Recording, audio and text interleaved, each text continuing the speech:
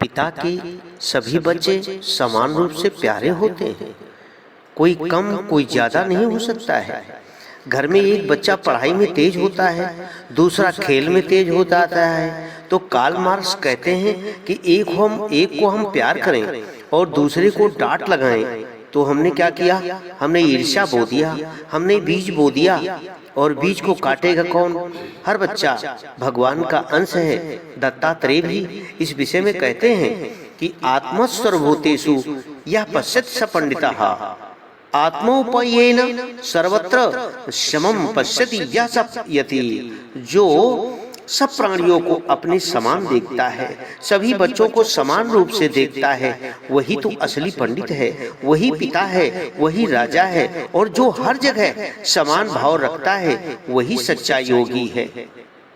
उसी के ऊपर भगवान का अनुदान और वरदान बरसता है।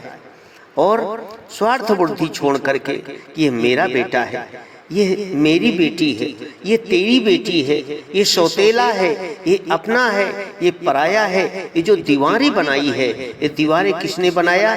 इन दीवारों को हमने खड़ा कर दिया। दत्तात्रेय ने कुत्ते को, गधे को, वैश्या को, 24 गुरुओं को इस प्रकार से अपना माना है और उनसे शिक्षा लिया है, बंटवारा नहीं किया है। जहाँ भेद कर देता है जो मुखिया होता है, जहाँ भेद पैदा कर देता है घर में, वहाँ कला पैदा हो जाती है। अगर एक पोते को, बच्चे को हम खिला पिला रहे हैं और दूसरा पोता वहीं खड़ा बैठा देख रहा है टुकुर टुकुर आंखों से, तो क्या होगा? उस दुखी होगा और कहेगा ये बाबा देखो, एक को खिला रहे हैं, हमको नहीं खिला रहे हैं। तो ये स्वार्थ बुद्धि जहाँ आ जाती है वहीं परिवार नष्ट हो जाता है और मुखिया ही नष्ट कर देता है। और बच्चे वही सीखते हैं जो देखते हैं। अगर दादा दादी सब पोते पोतियों को एक थाली में बिठा करके खिलाएं तो बच्चे भी मेरा तेरा नहीं सीख पाएंगे, सब हमारा है ऐसा सीखेंगे। इसलिए हम संकल्प लें कि ऐसे भेदभाव यदि घर में हो रहे हैं तो उन भेदभावों को भुला करके आत्मस्वरभूतेषु, भगवान की आत्मा सबके अंदर विद्यमान है। इसलिए वो विद्यमान है तो स्वार्थ बुद्धिं परित्यज्य सर्वभूतेषु वर्तते समदृष्टिं समापन्नो ब्रह्मयु भवति तुजः। जो स्वार्थ की बुद्धि छोड़ करके और सब प्राणियों में समान दृष्टि रखता है वही ब्राह्मण है, वही पिता है, वही मुखिया है, वही ब्रह्म स्वरूप हो जाता है।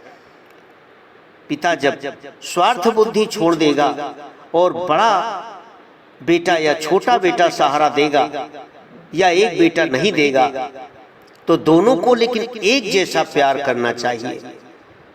वो समय वो शिक्षा देगा और भेद मिट जाएगा।